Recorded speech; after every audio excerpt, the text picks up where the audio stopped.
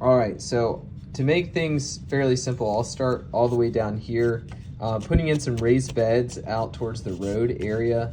You know, this is kind of like where your drainage is. You know, again, this is really rough, so everything's not really quite perfect here. But putting in some raised beds so you actually have some sun down over here at the end of your driveway. This is like an actual framework that I took from the old design, and then I printed this out. But let's kind of move up towards the property, and then we'll end in the back. So here we've got blueberry bushes. We can plant these along the side. I think they'll probably get enough sun here. This is really what I know you want, is amending the soil in this big open area that's right over here past this tree line that kind of extends out into the front of your house away. And that's going to be basically your lawn, your foot meadow as I call it, because we're going to just put a bunch of different species in, see if we can get some different kinds of mosses and clover and violets and shade tolerant things. Probably put in some ryegrass initially too, to kind of get that growing and get that going. You have to also have this nice little flat area here. I think it would be really nice not to dig out a base per se and chop up the roots of the trees that are growing along here, but really just to kind of top layer in some permeable gravel and then put down some flagstone, because that is a nice little flat space you have right over here. And it would be really nice to be able to kind of sit there and kind of hang out, maybe while your kid's playing in the front yard where you have this area here. And then also adding in some hydrangeas. I know that the root competition here is going to be pretty intense, so probably just putting in a few hydrangeas. And there's also, you know, some other stuff going on along here. But down all along here, putting in some native perennial gardens. So we probably would want to start a lot of this from seed. We would also maybe consider doing some plug plants and things like that, and planting that along the margin of this meadow here, because it's going to really make that look really, really beautiful. You have a really nice area to kind of hang out, and there's lots that you can support, of course, with any native plants we're going to be putting in as well. So kind of coming up, there's this bad wet spot. You had that really cool picture of your dogs, like basically in the water over here. So we really want to just kind of grade that up and maybe dig a little ditch kind of coming out over here to where there is that swale over here in that area of your property. And then planting some perennial plants on the margins. The foot meadow, we want to continue this up through here, and then maybe extend this bed out a little bit with the red buds, and just might as well take it all the way to the end of your sidewalk. And then also there's some turf here we probably want to delete.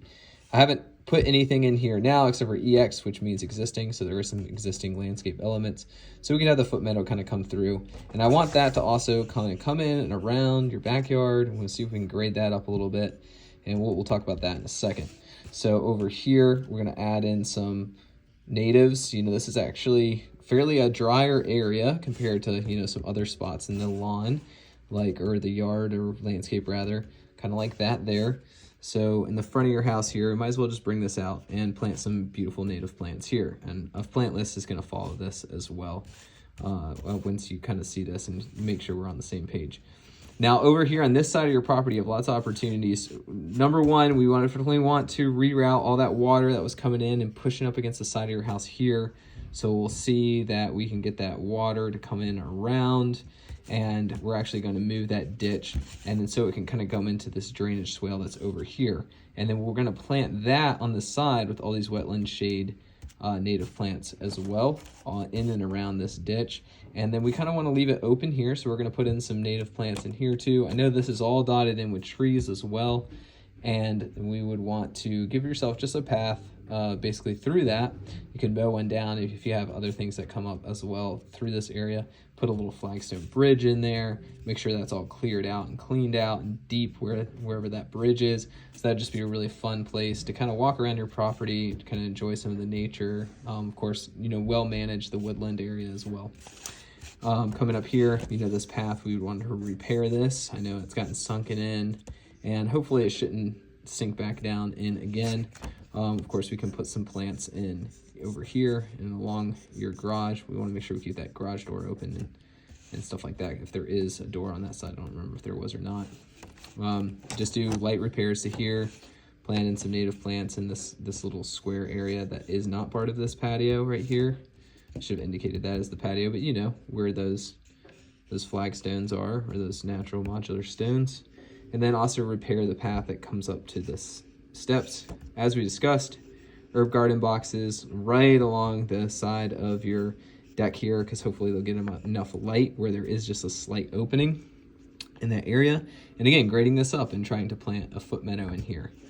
And we can, also look at the time of the project too, if we wanted to add in a few plants, because I know y'all had some things removed in this area here. And then kind of doing, using what you have existing through here. Now I did note up here, removing all rank 1, 2, and 3 invasive plants from the property. There are a lot, leatherleaf mahonia, there's a lot of Nandina domestica, there's a lot of Ligustrum japonicum, Ligustrum sinensis on your property. And of course, when we met in December, you couldn't see it, but there's tons of Japanese stilt grass too, especially in these areas. It's kind of filling in the ecological niche that a lot of the plants that we want to have in here, the Japanese stilt grass is filling that in, and it's kind of likes a lot of these areas. And unfortunately, it's restricting native plants from returning, but we can get a lot of that out. And also, it may mix in a little bit too. So one thing we want to allocate some of the budget towards is doing some maintenance through the year, so we can kind of get you off on a good foot that first year and get some of the pressure from those invasives down. Then also, we kind of want to grade this up a little bit. I know you had discussed wanting this slope to be fairly flat.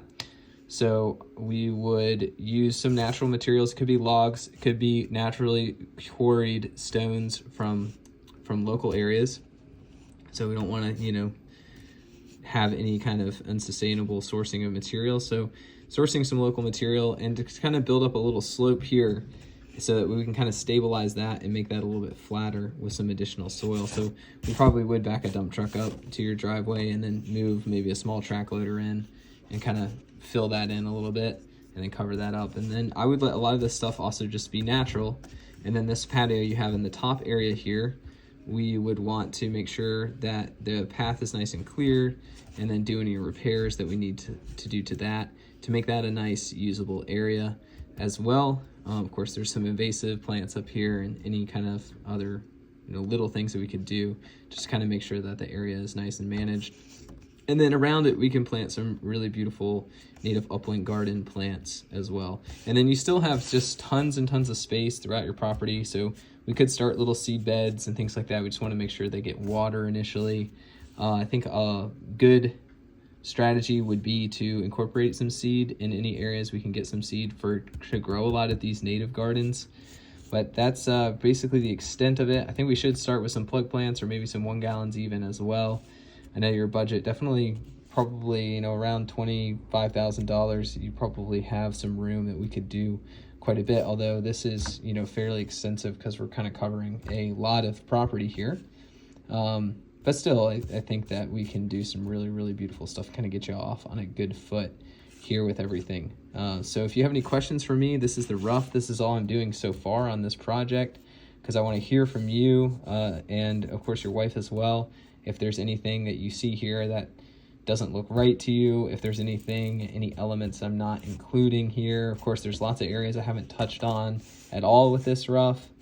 So, of course, it doesn't really cost a whole lot more to, add a couple plants in an area like this or to do something like that. It's really the bigger costs are kind of the overall, like the movement of the earth a little bit and kind of establishing some of this stuff. So right now, though, it's, the raised beds probably they cost a little bit depending on what you want to build them out of. But otherwise, it's, all very manageable. It's actually not that involved, not as involved as you would think, because it's not like we're building like a formal patio. It's not like we're building an entire new deck or something like that. We're just kind of working with what you currently have and trying to bring the best out of it and do some ecological work as well in reintroducing some native species in around targeted areas where I think we can get them to grow and them to be really quite beautiful, provided that the deer don't chew them all down.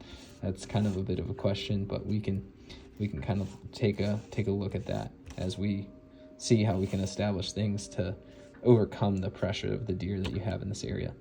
But yeah, of course, let me know if you have any questions. And again, thank you for extending us this opportunity. We'd be really excited to do any work on the property here, and it's right up our alley. So really happy that you kind of share that ecologically friendly sentiment that we have as well.